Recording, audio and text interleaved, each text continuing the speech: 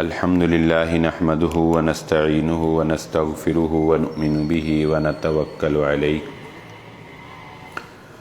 ونعوذ بالله من شرور أنفسنا ومن سيئات أعمالنا من يهده الله فلا مضل له ومن يضلل فلا هادي له وأشهد أن لا إله إلا الله وحده لا شريك له وأشهد أن محمدًا عبده ورسوله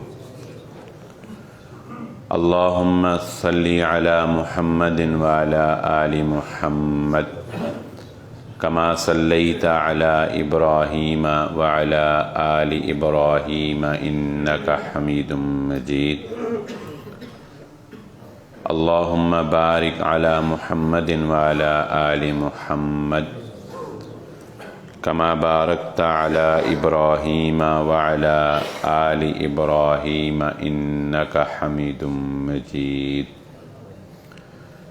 رب اشرح لي صدري ويسر لي أمري واحلل عقدة من لساني يفقهوا قولي سبحانك لا علم لنا إلا ما علمتنا إنك أنت العليم الحكيم أما بعد فإن خير الحديث كتاب الله وخير الهدي هدي محمد صلى الله عليه وسلم وشر الأمور محدثاتها وكل محدثة بدعة وكل بدعة ضلالة وكل ضلالة في النار فأعوذ بالله من الشيطان الرجيم بسم الله الرحمن الرحيم قال الله تعالى في القرآن المجيد هو الذي أرسل رسوله بالهدى ودين الحق ليظهره على الدين كله ولو كره المشركون قابل صد احترام حاضرین مجلس، محترم مکرم سامعین اکرام، ہر قسم کی تعریفات اس خالق مالک ارض و سماوات کے لیے اور لاکھوں کروڑوں درود و سلام آپ محمد مصطفیٰ صلی اللہ علیہ وآلہ وسلم کی ذات اقدس پر۔ آج کی اس مختصر گفتگو میں اس بات کو سمجھنے کی کوشش کریں گے کہ ہم لوگ زندگی کے اندر جو بے خوف اور بے دریغ گناہوں کی دلدل میں دھنستے چلے جا رہے ہیں، کیا ان گناہوں میں کا جو خمیازہ ہے وہ صرف آخرت میں ہی انسان کو پیش آئے گا، یا ان گناہوں کی وجہ سے انسانی زندگی پر بھی کچھ اثرات مرتب ہوتے ہیں؟ تو بہت سی ایسی خرابیاں ہیں معاشرے میں کہ جن کی انسان کو سمجھ نہیں آ رہی ہوتی کہ ایسا کیوں ہو رہا ہے، اور بسا اوقات انسان یہ تجزیہ کرنے کی کوشش کرتا ہے کہ کیا میرے ساتھ ہی ایسا ہو رہا ہے یا اوروں کے ساتھ بھی ایسا ہو رہا ہے، کیا میری زندگی ہی ایسی ہے یا اوروں کی زندگی بھی ایسی ہے؟ تو ہر انسان جب اس کو یہ سمجھ نہ آئے کہ اس کی زندگی میں گھٹن، اس کی زندگی میں خرابی، اس کی زندگی میں بے سکونی، اس کی زندگی میں ایک پنچویلٹی کیوں نہیں ہے، تو اس کو سب سے پہلے اپنے گناہوں کے بارے میں غور و فکر کرنا چاہیے، کیونکہ گناہ ایسی چیز ہے کہ جس کے اثرات انسانی زندگی میں اس دنیا پر بھی مرتب ہوتے ہیں۔ اللہ رب العزت فرماتے ہیں قرآن مجید میں ظہر الفساد فی البر والبحر، سمندروں کے اندر اور خشکی کے اندر جتنے بھی نقصانات، جتنے بھی فسادات برپا ہوتے ہیں، اس میں انسانوں کے اپنے ہاتھوں کا عمل دخل ہوتا ہے، انسانوں کے اپنے کردار کا عمل دخل ہوتا ہے۔ فَمَن يَعْمَلْ مِثْقَالَ ذَرَّةٍ خَيْرًا يَرَهُ وَمَن يَعْمَلْ مِثْقَالَ ذَرَّةٍ شَرًّا يَرَهُ۔ یہ دیکھنا صرف آخرت میں نہیں ہوگا کہ انسان آخرت میں جو کچھ بھی ذرہ برابر اس نے گناہ کیا آخرت میں دیکھ لے گا، نہیں۔ سورۃ زلزال میں اللہ رب العزت فرماتے ہیں کہ انسان جو ذرہ برابر بھی نیکی کرتا ہے انسان اس کو دیکھے گا، اور جو ذرہ برابر بھی شر انگیزیاں کرتا ہے اس کو بھی دیکھے گا۔ یہ دیکھنا اس دنیا میں بھی ہوتا ہے، آخرت میں بھی ہوگا۔ حضرت فضیل بن عیاض رحمہ اللہ تعالی فرماتے ہیں، میں اپنی نیکیوں اور اپنے گناہوں کے اثرات کو اپنے ماتحت لوگوں کے اندر دیکھ لیتا ہوں، اپنے ماتحت لوگوں کے اندر دیکھ لیتا ہوں۔ کیسے؟ اگر کبھی گناہ سرزد ہو جائیں تو وہی بچہ جو میری ایک آواز پہ دوڑتا ہوا چلا آتا تھا اس کے اندر نافرمانی کی کیفیت، نافرمانی کی فیلنگز پیدا ہونی شروع ہو جاتی ہیں۔ میری بیوی میری اس طرح تابعدار اگر نہیں رہی، گناہوں کے اثرات نافرمان بیوی کی صورت میں سامنے آ سکتے ہیں، گناہوں کے اثرات نافرمان اولاد کی صورت میں سامنے آ سکتے ہیں، گناہوں کے اثرات کسی ملازم کی آپ کے پیٹھ پیچھے دھوکہ دہی کی صورت میں سامنے آ سکتے ہیں۔ آپ کا کوئی ملازم اگر آپ سے دھوکہ کر رہا ہے، فراڈ کر رہا ہے، آپ کو نقصان پہنچا رہا ہے، اس کی سرزنش تو کرنی ہے۔ اس سے پہلے وہ فرماتے ہیں کہ اپنی سرزنش کرو، تمہارے اندر کوئی ایسا گناہ در آیا ہے جس کی وجہ سے تمہارے ماتحت لوگ تمہیں نقصان پہنچا رہے ہیں۔ گناہوں کی وجہ سے انسان غلط فیصلوں کے وبال میں پھنس جاتا ہے، گناہوں کی وجہ سے انسان سے فیصلے غلط ہونا شروع ہو جاتے ہیں، کرتا انسان ہی ہے۔ اور آپ نے سنا ہوگا زبان زد عام بڑے بڑے سیانے اور سمجھدار لوگ بسا اوقات ایسا غلط فیصلہ کر بیٹھتے ہیں اور وہ کہتے ہیں کہ میں بیٹھ کر سوچتا ہوں تو مجھے یقین نہیں آتا کہ میں نے یہ فیصلہ کیسے کر لیا، میں کیسے مان گیا، میری عقل پہ پردہ پڑ گیا تھا۔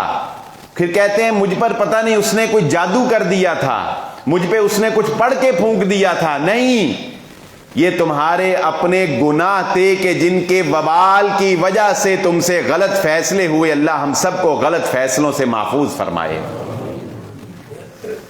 یہ گناہ ان کو معمولی نہ سمجھو، اور صرف یہ مت سمجھو کہ گناہ وہی ہے کہ کسی نے شراب پی لی، کسی نے زنا کر لیا، کسی نے سود کھا لیا۔ بڑے بڑے گناہوں کو صرف گناہ نہ سمجھو۔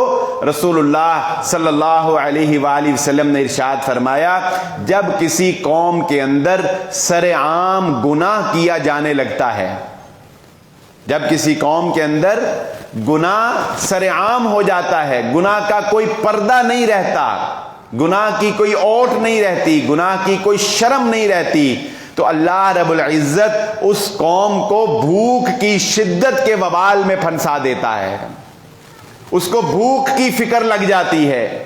یہ مہنگائی کا دورہ اور بڑھتی ہوئی غربت، بڑھتی ہوئی انسانوں کے اندر زندگی کی مشقت، غور کرنا چاہیے کہیں ہم اعلانیہ گناہ تو نہیں کر رہے ہیں۔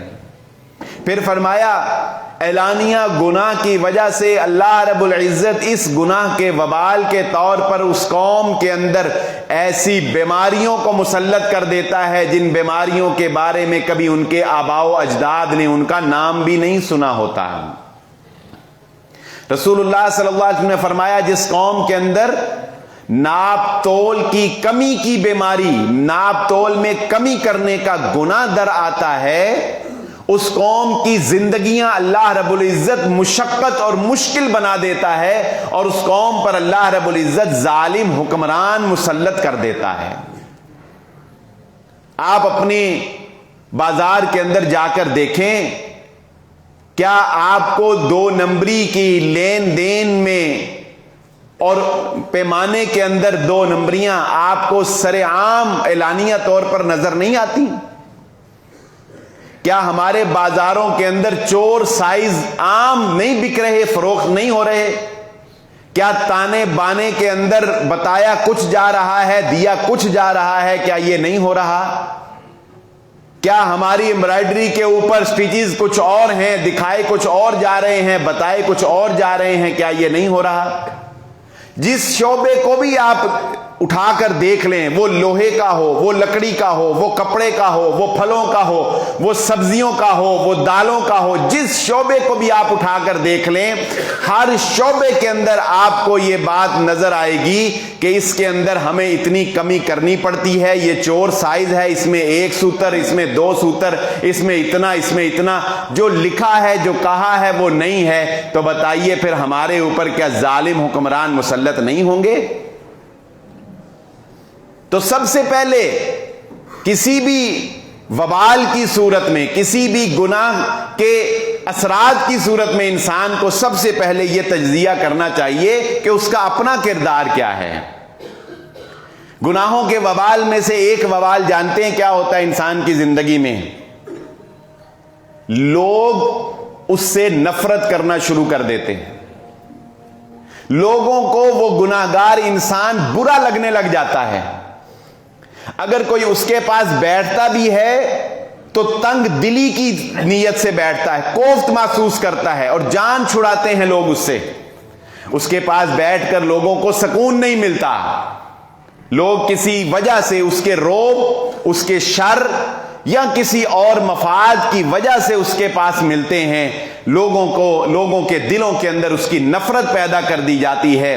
رسول اللہ صلی اللہ علیہ وآلہ وسلم نے فرمایا، جب کسی انسان سے اللہ رب العزت محبت کرتا ہے تو اللہ تعالیٰ فرشتوں کو کہتا ہے، اے میرے فرشتوں، میں فلاں بندے سے محبت کرتا ہوں، سارے فرشتے بھی اس سے محبت کرنے لگ جاتے ہیں۔ پھر اللہ تعالیٰ حضرت جبرائیل علیہ السلام کو فرماتے ہیں، جبرائیل ذرا دنیا کی طرف اعلان کر دو کہ میں اس فلاں بندے سے محبت کرتا ہوں۔ حضرت جبرائیل علیہ السلام اعلان فرماتے ہیں تو ساری دنیا کے لوگوں کے دلوں کے اندر جو اچھے دل ہیں، جو نیک دل ہیں، اللہ رب العزت اعلان کرتے ہیں حضرت جبرائیل علیہ السلام کے ذریعے سے، تو فرمایا رسول اللہ صلی اللہ علیہ وسلم نے، لوگ بھی اس نیک انسان سے محبت کرنے لگ جاتے ہیں۔ اور جب کسی کے گناہوں کی وجہ سے اللہ اس سے نفرت کرتا ہے تو اللہ تعالیٰ فرشتوں کو کہتے ہیں، میرے فرشتوں، فلاں بندہ اس سے میں نفرت کرتا ہوں۔ فرشتے بھی اس سے نفرت کرنے لگ جاتے ہیں، اور حضرت جبرائیل علیہ السلام اعلان کرتے ہیں، لوگوں، فلاں بندہ جو ہے اللہ رب العزت اس سے نفرت کرتا ہے، اللہ رب العزت اس سے نفرت کرتا ہے۔ لوگوں کے دلوں کے اندر بھی اس شخص کی نفرت پیدا ہو جاتی ہے۔ یہ گناہوں کا وبال ہوتا ہے، یہ گناہوں کے اثرات ہوتے ہیں۔ اگرچہ منہ کے اوپر لوگ اس کو خوش کرنے کے لیے یا اس کے شر سے بچنے کے لیے بھلے کہتے رہیں کہ آپ کی کیا بات ہے، آپ نے فلاں کام کر دیا، آپ نے فلاں تیر مار دیا، ماشاءاللہ سبحان اللہ، لیکن جیسے ہی اوٹ میں جائیں گے تو لوگ کہیں گے کہ شکر ہے اس سے جان چھوٹی، یہ ہے ہی برا، یہ ایسے ہے، یہ ویسے ہے۔ لوگوں کو اس کے پاس بیٹھ کر راحت اور سکون اور اطمینان قلب نہیں ملتا۔ یہ انسان کے گناہوں کا وبال ہے۔ یہی کافی نہیں ہے، حتیٰ کہ جب انسان اتنا گناہگار ہو جاتا ہے کہ اس کے گناہوں کی وجہ سے زمین بھی تنگ پڑ جاتی ہے، جس گھر میں وہ رہتا ہے وہ گھر بھی اس سے تنگ پڑ جاتا ہے، جس درخت کے سائے میں وہ چلتا ہے وہ سایہ بھی اس سے تنگ پڑ جاتا ہے، جن چرند اور پرند کے ساتھ وہ گزرتا ہے وہ چرند اور پرند بھی تنگ پڑ جاتے ہیں۔ حتیٰ کہ رسول اللہ صلی اللہ علیہ وآلہ وسلم نے فرمایا، جب یہ بدترین انسان مر جاتا ہے اور زمین کے نیچے چلا جاتا ہے تو وہ زمین بھی کہتی ہے، یا اللہ تیرا شکر ہے یہ دھرتی پہ بوجھ تھا، یہ یہاں سے اٹھا دیا گیا۔ درخت بھی کہتے ہیں، اللہ تیرا شکر ہے کہ یہ گناہگار، یہ بد انسان یہاں سے چلا گیا، اور چرند پرند بھی اللہ کا شکر ادا کرتے ہیں۔ یعنی گناہگار انسان تو اس دھرتی کے اوپر بوجھ ہے، گناہگار انسان چرند پرند کے اوپر اور درخت شجر حجر کے اوپر بوجھ ہے۔ یہ گناہوں کا وبال ہی ہے کہ سب سے پہلے انسان اس گناہوں کی وجہ سے، سب سے پہلے انسان اس گناہ کی وجہ سے اللہ رب العزت اس گناہگار انسان کے اوپر یہ وبال طاری کر دیتے ہیں کہ وہ گناہگار انسان اپنے گناہوں کی وجہ سے گناہوں میں خوش ہونے لگ جاتا ہے۔ جو بندہ ایک دفعہ گناہ ہوا توبہ نہیں کرتا، معافی نہیں مانگتا، پلٹ کر نہیں آتا، اللہ رب العزت اس کو بطور سزا، رسول اللہ صلی اللہ علیہ وسلم نے فرمایا دل پر ایک دھبا لگتا ہے، 2 دھبے لگتے ہیں، توبہ نہیں کی، حتیٰ کہ دل اتنا سیاہ ہو جاتا ہے، پھر انسان گناہ کرتا ہے اور اس کو گناہ کا احساس نہیں رہتا۔ گناہوں کا یہ وبال ہے کہ آپ کے اندر سے احساس گناہ ختم ہو جاتا ہے۔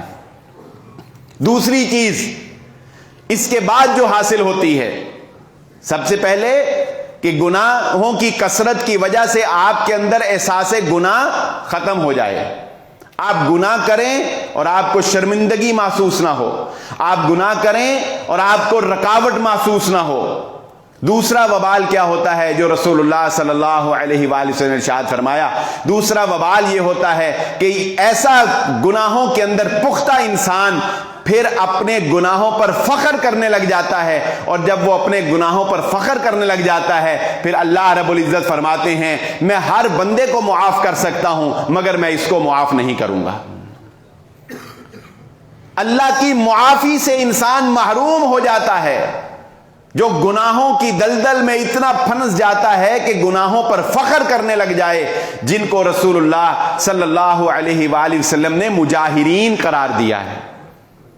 آپ نے فرمایا میری ساری امت کے لیے اللہ کی بخشش ہے الا المجاہرین، سوائے مجاہرین کے لیے، مجاہرین کو اللہ معاف نہیں کرے گا۔ صحابہ نے پوچھا اے اللہ کے نبی صلی اللہ علیہ وسلم یہ مجاہرین کون ہیں؟ نبی صلی اللہ علیہ وسلم نے فرمایا یہ مجاہرین وہ ہیں جو گناہوں کے اوپر اعلانیہ طور پر فخر کرتے ہیں کہ رات کو میں نے فلاں گناہ کیا، رات کو میں نے فلاں کے ساتھ شراب پی، رات کو میں نے فلاں کی چوری کی، میں نے اس طریقے سے فلاں کے پیسے مارے، میں نے اس طریقے سے فلاں کو جو ہے وہ دھوکہ اور فراڈ کیا، میں نے فلاں جھوٹ بولا۔ جو اپنے جھوٹ کو فخر سے بیان کرے لوگوں میں آ کر، اللہ رب العزت فرماتے ہیں میں ہر ایک کو معاف کر سکتا ہوں، میں اس گناہ کے مفخر اور تکبر کرنے والے کو میں معاف نہیں کروں گا۔ یہ گناہوں کا وبال ہے۔ تیسرا سٹیپ کیا ہوتا ہے؟ ان گناہوں کی کثرت کی وجہ سے تیسرا سٹیپ کیا ہوتا ہے کہ انسان کے اندر سے اللہ رب العزت غیرت اور حمیت کو ختم کر دیتا ہے، انسان دیوس بن جاتا ہے۔ گناہوں کی کثرت کی وجہ سے انسان دیوس بن جاتا ہے۔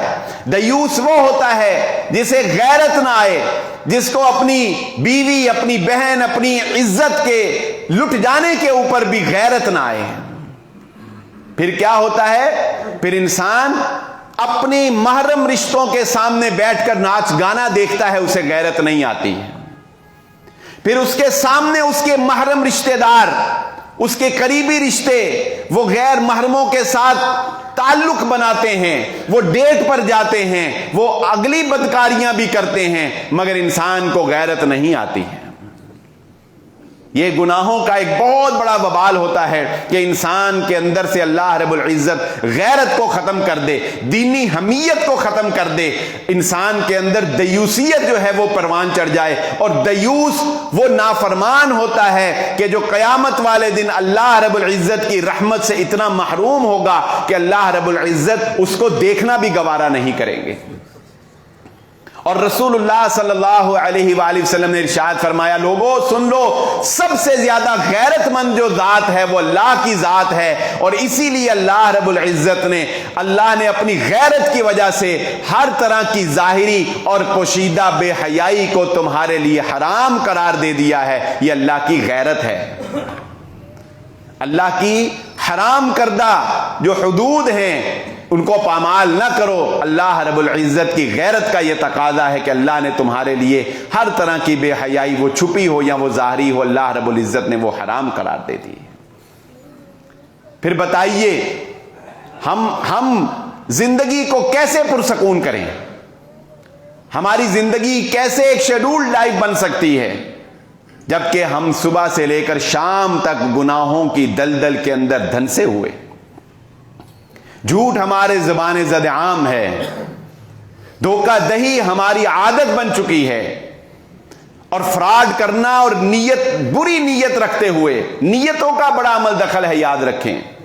رسول اللہ صلی اللہ علیہ وآلہ وسلم نے ارشاد فرمایا, جو شخص قرض لیتا ہے, قرض لینا ایک انسانی ضرورت ہے, ضرورت پڑ جاتی ہے نا انسان کو. خود رسول اللہ صلی اللہ علیہ وسلم نے قرض لے لیا, صحابہ اکرام ایک دوسرے سے قرض لے لیا کرتے تھے. مگر وہ جو جملہ ہے کہ نیتوں کو مرادیں ہیں, یہ کتنا اہم ہے کہ رسول اللہ صلی اللہ علیہ وآلہ وسلم نے فرمایا, جو شخص اگر کبھی مجبوراً اس کو قرض لینا پڑ جائے, اس نیت سے قرض لیتا ہے کہ اس نے اپنے جس سے قرض لیا ہے اس کو لازماً واپس کرنا ہے, اللہ رب العزت اس کے قرض کی ادائیگی میں اس کا مددگار بن جاتا ہے.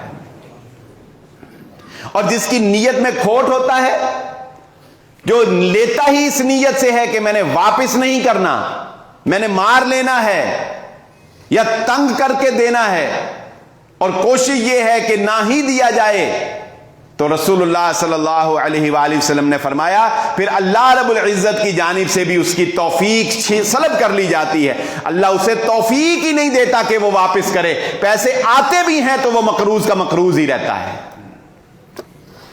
کیا ایسے معاشرے میں افراد آپ کو نظر نہیں آتے, پیسے ہونے کے باوجود مقروض ہیں, قرض ادائیگی کو دل نہیں کرتا, قرض دینے کو حوصلہ نہیں پڑتا. کیوں؟ یہ وہ بدنیتی کا وبال ان کے اوپر پڑا ہوا ہے, جو لیتے وقت, جو لین دین کرتے وقت ان کے دلوں کے اندر جو بدنیتی شامل تھی, یہ بدنیتی کا گناہ, یہ بدنیتی کا وبال ہے جو اللہ رب العزت نے ان کے اوپر پھینک دیا, ان کے اوپر ڈال دیا ہے. یہ گناہ, یہ گناہوں کی دلدل, ان کو معمولی نہ سمجھو, ان کو معمولی نہ سمجھو. یہ تمہاری نیکیوں کو, تمہاری نیکیوں کے پہاڑ کو, تمہاری نیکیوں کے پہاڑ کو ایک پرے کاہ کی طرح اڑا کر رکھ سکتے ہیں. تم ظاہراً بڑے نیک بنو, بڑے جبے اور نوافل کا اہتمام کرو, اور جب تم خلوت میں ہو, جب تم علیحدہ ہو, تو گناہ کرتے ہوئے تمہیں رب کا خوف نہ آئے, تمہاری خلوتیں گناہوں سے بھری ہوئی ہوں, تو یاد رکھو رسول اللہ صلی اللہ علیہ وآلہ وسلم نے فرمایا قیامت والے دن اللہ رب العزت کے سامنے بعض ایسے لوگ پیش ہوں گے کہ تہامہ پہاڑ, یہ پہاڑی سلسلہ ایک بہت بڑا, رسول اللہ صلی اللہ علیہ وسلم نے فرمایا یوں ہی سمجھ لو کہ جیسے کیٹو کا ایک بڑا پہاڑ ہے اور اس کا ایک پہاڑی سلسلہ ہے, کو ہمالیہ جسے ہم کہتے ہیں ایک پہاڑی سلسلہ ہے, یوں سمجھ لو کہ ایک پہاڑی سلسلہ ہے اور اس پہاڑ کے برابر نیکیاں لے کر آئیں گے. لیکن جب ان کی نیکیاں اللہ رب العزت کے سامنے پیش کی جائیں گی تو بالکل ہوا کی طرح, ریت کے ذروں کی طرح وہ اڑا دی جائیں گی اور ختم کر دی جائیں گی. پوچھا جائے گا یہ کیوں ہوا, ان کی نیکیاں کیوں ختم ہو گئیں؟ بتایا جائے گا کہ یہ وہ لوگ تھے جو ظاہراً بڑے نیکوکار بنتے تھے, مگر جب خلوت میں جاتے تھے تو گناہ کرنے میں انہیں اللہ کا خوف نہیں آتا تھا, چھپ چھپ کر گناہ کیا کرتے تھے. چھپ چھپ کے گناہ کرنے والے لوگ, خلوتوں میں گناہ کرنے والے لوگ, اس کے اثرات دیکھ لو کہ تمہارے یہ گناہ تمہاری نیکیوں کا خاتمہ کر دینے والے. اللہ رب العزت ہم سب کو خلوت کے گناہوں سے محفوظ فرمائے. حضرت عبداللہ بن مسعود رضی اللہ تعالیٰ عنہ کا قول ہے, وہ فرماتے ہیں اگر انسان نے اپنے دل کو جانچنا ہو کہ اس کے دل کی کیفیت کیا ہے, اس کا دل گناہوں سے لبریز ہے یا اس کا دل نیکیوں کے اوپر جٹا ہوا ہے, تو اسے دیکھنا چاہیے کہ جب وہ تنہا بیٹھتا ہے تو اس کو سوچ کیا آتی ہے, وہ کیا سوچتا ہے. اگر تنہائی میں وہ یہ سوچتا ہے کہ اگلا فراڈ کیسے کرنا ہے اور اگلا گناہ کیسے کرنا ہے اور اگلی دنیا کیسے کمانی ہے, تو اسے فکر کرنے کی ضرورت ہے. اس کا دل اللہ کی طرف نہیں ہے, اس کا دل دنیا کی طرف, گناہوں کی طرف ہے. اگر تنہائی میں بیٹھ کے گناہ کی پلاننگ ہو رہی ہے, اگر تنہائی میں بیٹھ کے فراڈ کی پلاننگ ہو رہی ہے, تو تمہارا دل اللہ سے دور ہے. اور اگر تنہائی میں بیٹھ کر تمہیں اللہ یاد آتا ہے، تنہائی میں بیٹھ کے تمہیں فکر ہوتی ہے کل کو مر جاؤں گا کیا بنے گا، تنہائی میں بیٹھ کے سوچتے ہو جو زندگی گزار دی کیا بنے گا، تنہائی میں بیٹھ کر سوچتے ہو کاش کسی طرح اللہ مجھے جنت عطا کر دے، اگر تمہاری تنہائیاں، تمہاری خلوتیں اللہ کو یاد کرتی ہیں تو پھر اطمینان والی بات ہے کہ تمہارے اندر ابھی خیر موجود ہے، تمہارے اندر ابھی خیر موجود ہے۔ اس دنیا کے اندر یہ گناہوں کی دلدل، یہ گناہوں کا وبال ہے جو انسان کی زندگی کو دنیا کے اندر بھی مشکل بنا دیتا ہے، اور آخرت میں جب اسے گناہوں کا سامنا کرنا پڑے گا تو وہ تو بہت ہی مشکل کی بات ہے۔ رسول اللہ صلی اللہ علیہ وآلہ وسلم نے ارشاد فرمایا، شیطان کے ہتھیاروں میں سے ایک ہتھیار ہے، شیطان کے ہتھیاروں میں سے ایک ہتھیار ہے کہ شیطان پہلی کوشش انسان کے اوپر یہ کرتا ہے کہ انسان مال کو حرام طریقے سے کمائے۔ پہلی کوشش اس کی یہ ہوتی ہے کہ اس کو میں حلال کمانے نہ دوں۔ اچھا، اگر کوئی شخص حلال کمانے میں کامیاب ہو جاتا ہے تو شیطان کی دوسری کوشش ہے، پتہ کیا ہوتی ہے، جس میں وہ اکثر کامیاب ہو جاتا ہے۔ اب تو خیر وہ پہلی میں ہی کامیاب ہے کہ ہمارے معاشرے سے حلال و حرام کی تمیز ختم ہو گئی، لیکن اگر حلال کمانے والا حلال کما لیتا ہے تو شیطان کی دوسری کوشش پتہ کیا ہوتی ہے؟ دوسری کوشش اس کی رسول اللہ صلی اللہ علیہ وسلم نے فرمایا یہ ہوتی ہے کہ کما تو اس نے حلال لیا ہے لیکن اب اس کا خرچ جو ہے وہ حرام کے اوپر کروا دوں، کسی ایسے کام پہ اس کا پیسہ لگوا دوں جس میں اس کو نہ دنیا کا کوئی فائدہ ہو نہ آخرت کا کوئی فائدہ ہو، اس کے پیسے کو ضائع کروا دوں، اسراف اور فضول خرچی کے اندر لگوا دوں۔ دوسری کوشش انسان کی یہ ہوتی ہے اور شیطان کی یہ ہوتی ہے کہ انسان کے اوپر اس طریقے سے حملہ آور ہو جائے۔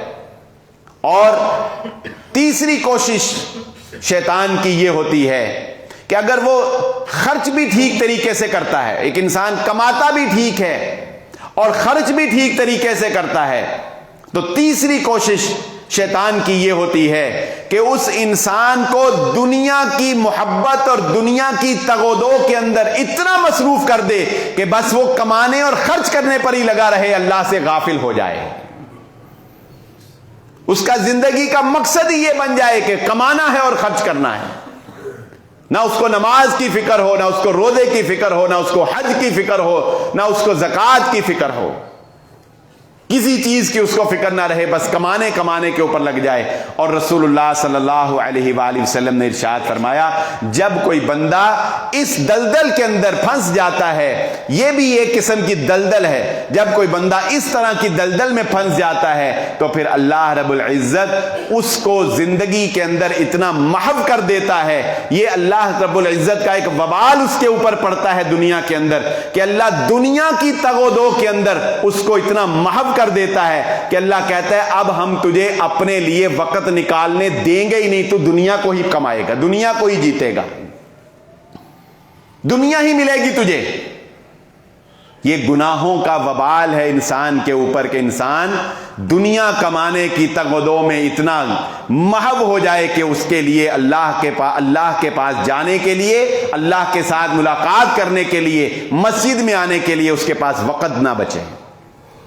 تو ایسے لوگ آپ کو نظر آئیں گے۔ اور جانتے ہیں حیرانگی کی بات کیا ہے؟ حیرانگی کی بات یہ ہے کہ گناہوں کا وبال جب انسان کو جکڑ لیتا ہے نا، تو حیرانگی کی بات یہ ہے کہ انسان کو نظر آ رہا ہوتا ہے، انسان چاہ رہا ہوتا ہے لیکن وہ کر نہیں سکتا۔ وہ چاہتا ہے کہ وہ جمعے کی نماز امام کے منبر پر بیٹھنے سے پہلے پڑھے، لیکن اس کے اوپر بھار اتنا ڈل جاتا ہے کہ وہ نہیں آ سکتا، بوجھ اتنے پڑ جاتے ہیں کہ وہ نہیں آ سکتا۔ کیوں؟ اس لیے کہ اس کے دل کے اندر محبت ہی دنیا ہے، اس نے کمانی ہی دنیا ہے اور کھانی ہی دنیا ہے اور خرچ ہی دنیا کرنی ہے۔ اسی لیے رسول اللہ صلی اللہ علیہ وآلہ وسلم نے ارشاد فرمایا تھا، آپ صلی اللہ علیہ وآلہ وسلم صحابہ اکرام کے ساتھ تشریف فرما تھے. آپ نے فرش کے اوپر، زمین کے اوپر ایسے ایک باکس ایسے بنایا، ایک ڈبہ ایسے، اس کے اندر چھوٹی چھوٹی لائنیں لگائیں اور ایک لائن ایسے درمیان سے شروع کی، بڑی سی، جو اس باکس کو کراس کر کے باہر چلی گئی. تب صحابہ سے پوچھا، بتاؤ یہ تمہیں میں نے کیا سمجھانے کی کوشش کی ہے؟ صحابہ نے کہا، اللہ کے نبی صلی اللہ علیہ وسلم آپ بہتر جانتے ہیں. فرمایا، یہ جو چھوٹی چھوٹی میں نے لائنیں کھینچی ہیں، یہ انسان کی زندگی کے مختلف کام ہیں، مختلف امور ہیں، مختلف اپ اینڈ ڈاؤن ہیں. یہ جو باکس میں نے بنایا ہے، یہ سمجھ لو کہ یہ انسانی زندگی کا ڈبہ ہے، یہ انسانی زندگی کا باکس ہے، چار دیواری ہے. اور یہ جو ایک بڑی سی لائن میں نے کھینچ کے اس باکس سے باہر لے گیا ہوں، یہ انسانی زندگی کی خواہشات ہیں، یہ انسانی زندگی کی خواہشات ہیں. انسان اپنی خواہشات کو اتنا بڑھاتا ہے کہ اس میں موت کا کہیں ذکر نہیں ہوتا، حتیٰ کہ وہ مر جاتا ہے لیکن خواہشات موت سے بھی آگے تک جا رہی. خواہشات اتنی بڑھا لی کہ موت سے آگے جا رہی ہیں. خواہشات کو بڑھانے کا وبال یہ پڑتا ہے انسان کے اوپر اس حدیث کی روح سے. جو انسان اپنی خواہش کا غلام بن جاتا ہے، جو انسان اپنی خواہش کی دلدل کے اندر پھنس جاتا ہے، اس حدیث کی مناسبت سے رسول اللہ صلی اللہ علیہ وسلم سمجھانا یہ چاہتے ہیں، اس کے اوپر اس کا وبال یہ پڑتا ہے کہ اس انسان کو مرنا یاد نہیں رہتا، وہ مرنا بھول جاتا ہے. اور جو مرنا بھول گیا وہ کوئی بھی گناہ، کوئی بھی غلطی، وہ کچھ بھی کر سکتا ہے. جسے مرنا یاد نہیں ہے، جسے یہ یاد نہیں ہے کہ میں نے ایک دن اللہ کے روبرو حاضر ہونا ہے، جسے یہ یاد نہیں ہے کہ میں نے ایک دن اللہ رب العزت کے سامنے پیش ہونا ہے، یہ گناہوں کی دلدل آخرت میں انسان کو مفلس بنا دیتی ہے. ایک آخری حدیث سن کے بات کو ختم کرتے ہیں. دنیا کے وبال ہم نے سنے. دنیا کے اندر گناہوں کی وجہ سے گناہوں کا احساس ختم ہو جاتا ہے. نمبر 2، گناہوں کی کثرت کی وجہ سے انسان توبہ کے رحمت سے محروم ہو جاتا ہے، معافی سے محروم ہو جاتا ہے. نمبر 3، گناہوں کی وجہ سے انسان کی غیرت ختم ہو جاتی ہے، انسان دیوس ہو جاتا ہے. نمبر 4، گناہوں کی وجہ سے انسان کے ماتحت لوگ انسان کے نافرمان ہو جاتے ہیں. نمبر 5، گناہوں کی وجہ سے انسان غلط فیصلے کرنے لگ جاتا ہے. نمبر 6، ان گناہوں کی وجہ سے انسان کی خواہشات اتنی بڑھ جاتی ہیں کہ انسان کو مرنا یاد نہیں رہتا. نمبر 7، ان گناہوں کی وجہ سے انسان دنیا کی محبت کے اندر اتنا زیادہ گرفتار ہو جاتا ہے کہ اسے اللہ کے لیے وقت نکالنا مشکل ہو جاتا ہے، اس کے پاس وقت نہیں رہتا. یہ سب گناہوں کے وبال ہیں. نمبر 8، گناہوں کا ایک وبال آخرت میں یہ بھی ہے کہ جس انسان کی خلوتیں گناہ سے بھری ہوئی ہیں، جو ظاہراً بڑا اچھا ہے لیکن تنہائیوں میں گناہ کرتا ہے، اس کی نیکیوں کے پہاڑ قیامت والے دن ریت کے گاروں کی طرح، ریت کے ذروں کی طرح اڑا کر ختم کر دیے جائے. یہ گناہوں کے وبال ہیں جو آج ہم نے سنے. اللہ ہم سب کو ان سے محفوظ فرمائے. اور ایک آخری بات سن لیں، یہ بڑی مشہور حدیث ہے کہ قیامت کا دن ہوگا، ایک شخص آئے گا اور نیکیوں کے اس کے پاس انبار لگے ہوئے ہوں گے. جیسا کہ رسول اللہ صلی اللہ علیہ وسلم نے صحابہ سے پوچھا تھا، میری صحابہ بتاؤ میری امت کا غریب بندہ کون ہے؟ مفلس صحیح سمجھ نہیں آتی، لفظ مفلس ہے لیکن ہمیں مفلس سے صحیح سمجھ نہیں آتی. غریب کون ہے؟ نبی صلی اللہ علیہ وسلم نے پوچھا غریب کون ہے؟ صحابہ نے کہا اللہ کے نبی صلی اللہ علیہ وسلم غریب وہی ہوتا ہے جس کے پاس پیسے نہ ہو، جس بیچارے کے پاس کوئی بڑی گاڑی نہ ہو، سائیکل ہو، چھوٹا موٹا گھر ہو، اسے ہم غریب کہتے ہیں. اللہ کے نبی صلی اللہ علیہ وسلم نے فرمایا نہیں، میری امت کا غریب یہ غریب نہیں. میری امت کا غریب وہ ہے جو نیکیاں لے کر آئے گا لیکن ادھر سے ایک دوڑتا ہوا آئے گا، اللہ اس نے فلاں وقت میرا فلاں حق مارا تھا. اللہ تعالیٰ کہے گا اچھا انصاف کا تقاضا ہے، اس کی نیکیاں اس کے کھاتے میں ڈال دو. ادھر سے ایک دوڑتا ہوا آئے گا، یا اللہ اس نے فلاں وقت مجھ پر فلاں زیادتی کی تھی، اٹھاؤ اس کی نیکیاں اس میں ڈال دو.